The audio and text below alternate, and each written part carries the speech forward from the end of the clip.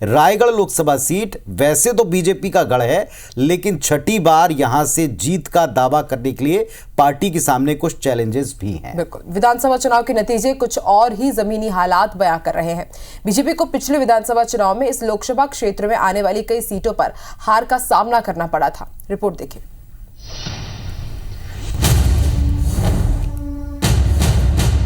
आदिवासी वर्ग के लिए आरक्षित रायगढ़ लोकसभा सीट इस बार बीजेपी के लिए आसान नहीं रहेगी। उसे यहां कांग्रेस से कड़ी टक्कर मिलने के आसार हैं।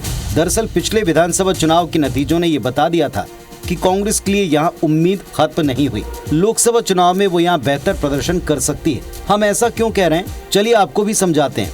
दरअसल रायगढ़ लोकसभा क्षेत्र में विधानसभा की 8 सीटें हैं, जिनमें रायगढ़ जिले की 4, जशपुर की 3 और सारंगढ़ जिले की 1 सीट शामिल है। पिछले विधानसभा चुनाव में सारंगढ़ में बीजेपी तकरीबन 29,000, लेलूंगा में 4,000, धर्मजयगढ़ में 10,000 और खरसिया में 24,000 वोटों के अंतर से चुनाव हारी है। जशपुर के पत्थलगांव में बीजेपी महज 294 वोट से जीत पाई। उसके लिए राहत की बात केवल ये है कि रायगढ़ सीट से उसे 64,000 वोट से बड़ी जीत मिली।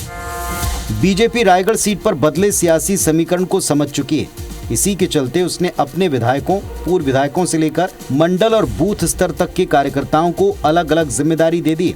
बीजेपी किसी हाल में इस सीट को कांग्रेस की झोली में जाने देना नहीं चाहती। इधर कांग्रेस जशपुर जिले की तीनों सीटों पर फोकस कर रही है। 7 विधानसभा सीटों में कांग्रेस को कहीं न कहीं भारतीय जनता पार्टी के ऊपर बढ़त दिखाई देती है। कुल मिला के ये कहा जा सकता है कि रायगढ़ लोकसभा का जो निर्णय सामने आएगा, कौन यहाँ पे सांसद बनेगा, उसका संभव है उसमें रायगढ़ विधानसभा अपनी महत्वपूर्ण भूमिका निभाएगा। कांग्रेस विधानसभा चुनाव में कई सीटों पर जीत से उत्साहित है। वहीं उसने सारंगढ़ गिरी विलास पैलेस की मेनका सिंह को टिकट देकर मुकाबले को कड़ा और दिलचस्प बनाने की कोशिश की है। कांग्रेस उम्मीद करती है कि गोंड समाज के मतदाताओं को वो इसके जरिए साध पाएगी। दूसरी ओर बीजेपी ने राधेश्याम राठिया को टिकट दिया। बीजेपी ये मानकर चल रही है कि विधानसभा चुनाव में कुछ सीटों पर भले ही कांग्रेस आगे हो, लेकिन लोकसभा चुनाव के मुद्दे और मूड दोनों अलग हैं।